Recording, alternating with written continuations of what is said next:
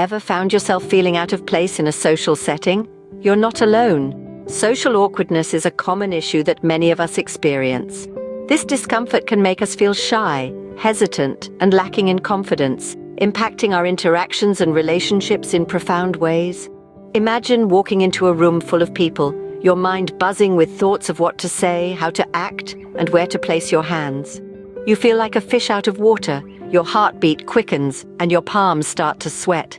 This is social awkwardness in action, an all too familiar scenario for many. Even though it's a common issue, it's often brushed under the carpet. We don't talk about it enough, we don't acknowledge it enough, and that's a problem. Because when we don't address it, we allow it to grow and fester, impacting our mental health, our relationships, and our overall quality of life. But here's the good news. Social awkwardness doesn't have to be a life sentence. It's not an unchangeable aspect of who we are. It's a situation we can navigate, a challenge we can overcome, and that's precisely what we're going to do in this video. We're going to delve into 4 easy steps to stop being socially awkward. These are practical, achievable steps that anyone can follow. We'll talk about accepting and loving yourself, harnessing the power of positive thinking, the importance of practice, and when to seek professional help.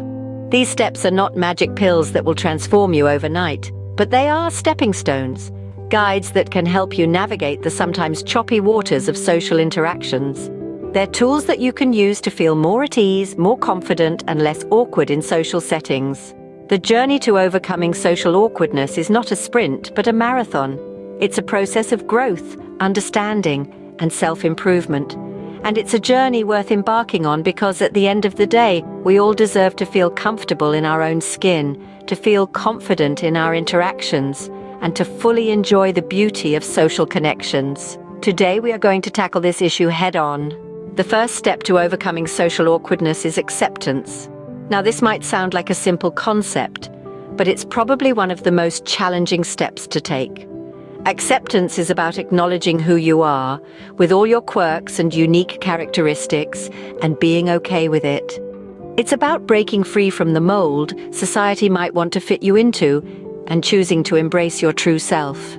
Let's take a moment to think about a diamond. Imagine it in its raw, uncut form. It might not look like much, but with a bit of polishing and cutting, it becomes one of the most precious gems in the world. The same principle applies to us. We all have our raw, uncut edges. We're not perfect, but that's okay. It's these imperfections that make us unique, that make us who we are. Being different isn't a bad thing. It's what sets us apart from the crowd. It's what makes us memorable. So instead of trying to hide these differences, let's learn to embrace them. Let's learn to see them as our strengths, not our weaknesses. Self-love is another crucial component of acceptance. It's about being kind to yourself, giving yourself the same love and respect you would give to others. It's about acknowledging your worth and understanding that you deserve to be treated with kindness and respect. Building self-love and acceptance isn't an overnight process. It takes time and patience. It's a journey filled with ups and downs, but trust me, it's a journey worth taking. As you start to accept and love yourself, you'll notice a shift in your confidence.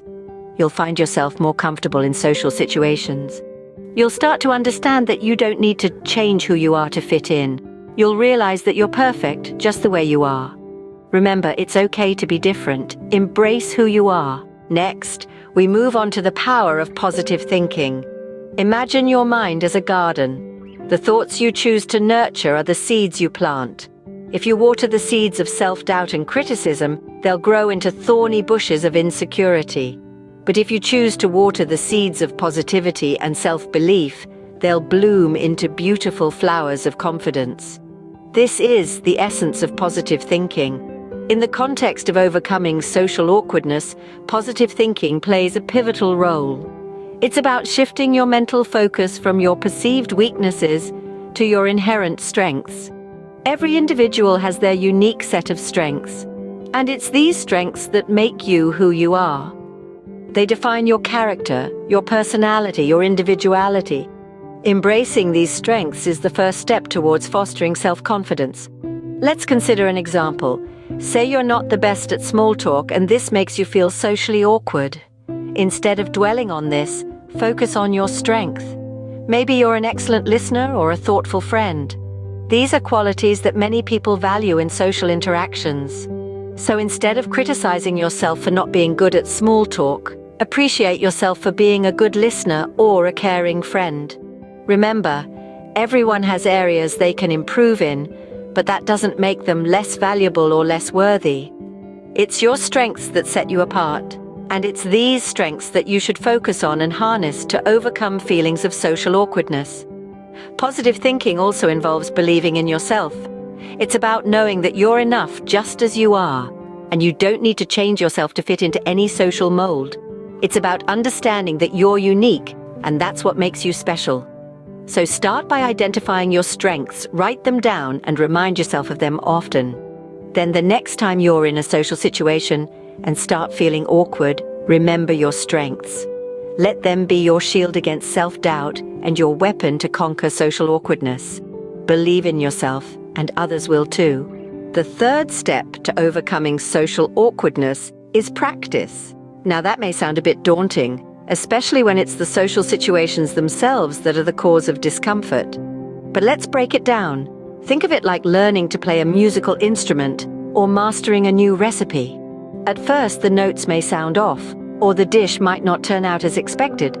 But with persistence and patience, gradually, you start producing beautiful music or whipping up a culinary delight. Similarly, social interactions are a skill that can be honed with practice. You don't have to dive headfirst into a crowd of hundreds. Start small. Engage in everyday interactions.